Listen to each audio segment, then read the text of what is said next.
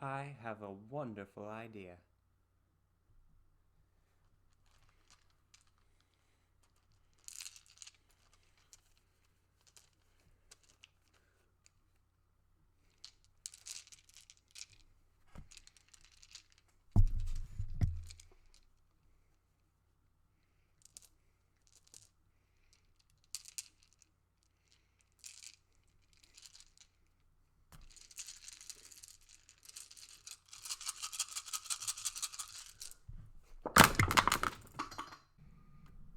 Welcome back, everyone. We're going to play 52 Pickup to begin the video. I would like to begin this video. You already know what it's about. I'll get into what it's about in a second. But first, something big has happened. Some more big news about the Malus Monstrorum. We've got the prices all figured out now. They just released yet another statement, and I'm going to be reading it to you. This is super exciting. I'm really happy about this. And I guess it's what I should have expected. They already said slipcase set, 2 books, over 400 pages, right? It's good. It's good stuff. New Malus Monstrorum. Malleus. I wrote it wrong in the original video. Had to go change it. Here's what the forthcoming Malleus Monstrorum slipcase set is going to cost. The 480-page PDF of both volumes will be $40.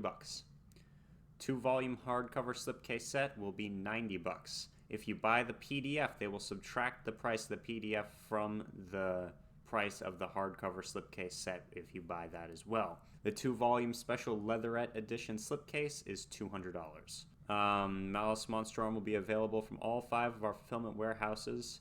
PDF will go on sale soon from chaosium.com and DriveThruRPG. All that out of the way, so start saving your dog walking money. If you're like me, you'll start saving your dog walking money. And yeah, have your $90 in hand. Now, all that out of the way, today's video is going to be on how to kill your players in the most sadistic and evil way possible. Now, let me explain. First of all, I'm one of those keepers that thinks that it's always keeper against players, and I always use like all of the rules, you know? I try to use every single rule to the letter, and a lot of times I'll make up my own rules that always work against the players. Because you know, the point of the game is not to have fun. You're trying to, you know, mess up the players' lives as much as you possibly can. Okay, for real though, this video is going to be about reading published scenarios and how to take away from them, right? How to prepare a pre-made scenario for playing with your friends, or online, wherever. So, without further ado, here we go.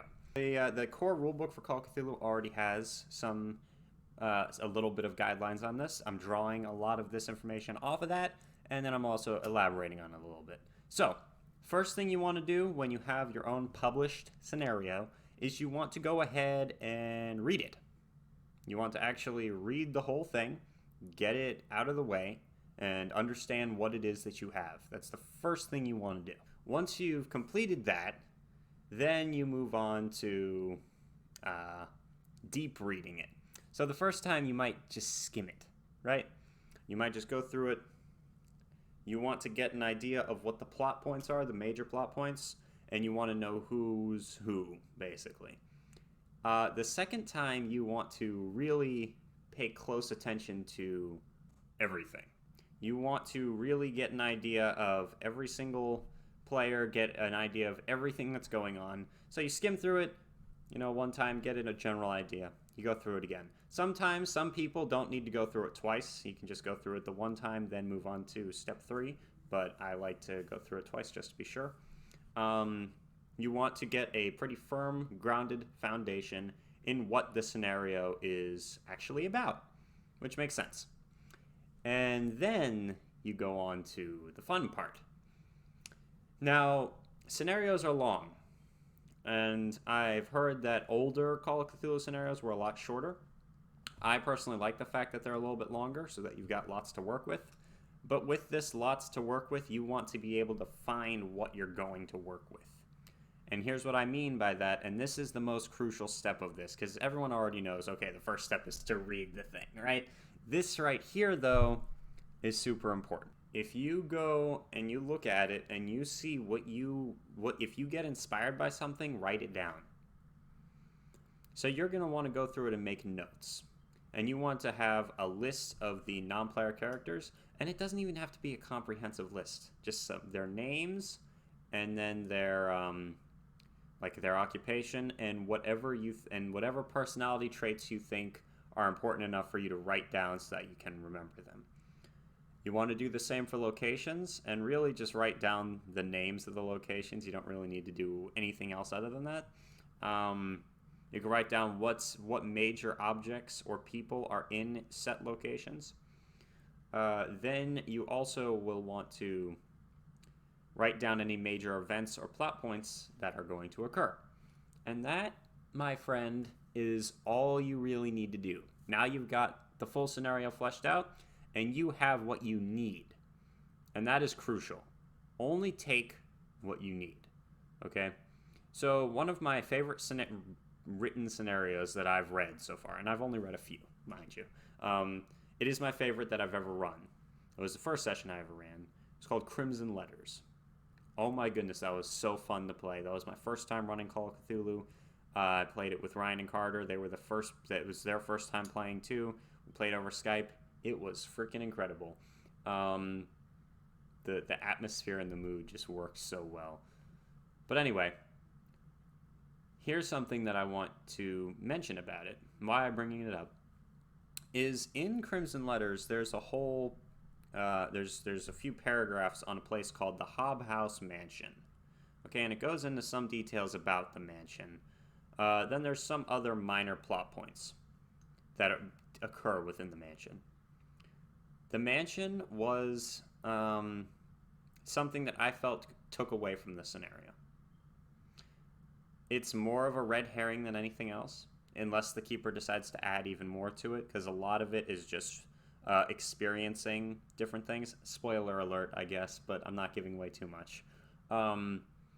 It's not much, but it takes up half a page of space in the scenario booklet, and if you actually had the investigators go there, that could take you up to an hour for them to explore a haunted mansion or whatnot, when it really didn't need to be in the scenario at all, in my opinion.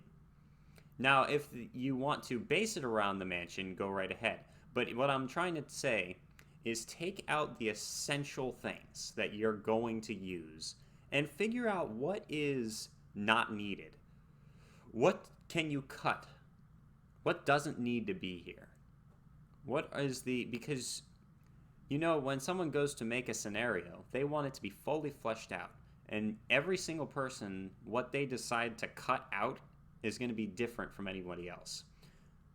You can still write down the name of the place, but try to not put a bunch of major plot points on it. And another reason why you're going to be recording the plot points, the locations, and the non-player characters separately is because you want to have flexibility. So if the investigators go to the Hob House Mansion, even though you really decided it wasn't important, then you can just kind of shift things over. So you can say, all right, the mob members are staking out the mansion because they already know what's going on in there. You could say that there are more manifestations of the horror than the book actually says. You could have maybe a spell book or tome hidden within the mansion. There are a lot of different things that you could do with the mansion. You could have multiple different non-player characters be exploring the mansion, stuck in the mansion. There's so many different things you can use with each different thing. And so the idea is to draw all the tools out of the scenario and then use those tools as you're playing to improvise and let the story flow organically. And that is what the scenario is really there for, is so that you can, take what's going on and build a story out of it. And don't be afraid to improvise. That's another huge thing with this. For Cold Front, I wrote down less than a page of stuff for Cold Front. It had a little flow chart, and then it had some non-player characters and locations and a general plot idea. And Most everything else was a collaborative storytelling experience between me and the players. And it worked really well. You can go watch Cold Front. I just updated all of the playlists on my channel and that kind of streamlined them more. And you can find all of our Call of Cthulhu live plays in one place now. But if you go watch Cold Front, you'll see that that was one of our best sessions ever. You know, that was really fun. And yeah, that's about it. Pretty short. It's straightforward, but it helps tremendously if you go to run a game and you're not flipping through the scenario, wondering what is going on. You know, you want to have it read and gotten the ideal story out of it already. You want to leave it open-ended, but also have some endings in mind just in case, right?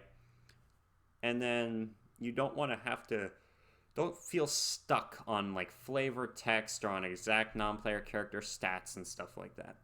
I love it when the scenarios list the non-player character stats at the end. I love that a lot because I'm going to draw these little key things out of the scenario. I don't want to go reading through pages and pages trying to find the stats. If they're all in one place, perfect. And I'm remembering that for when I'm writing my scenarios, which are coming soon, by the way. Anyway, yeah, that's about it. Stay tuned for the Malus Monstrorum. Part 3 of how to get into RuneQuest is coming soon.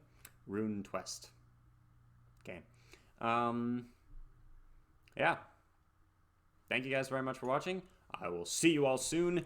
Deathstroke 9 out.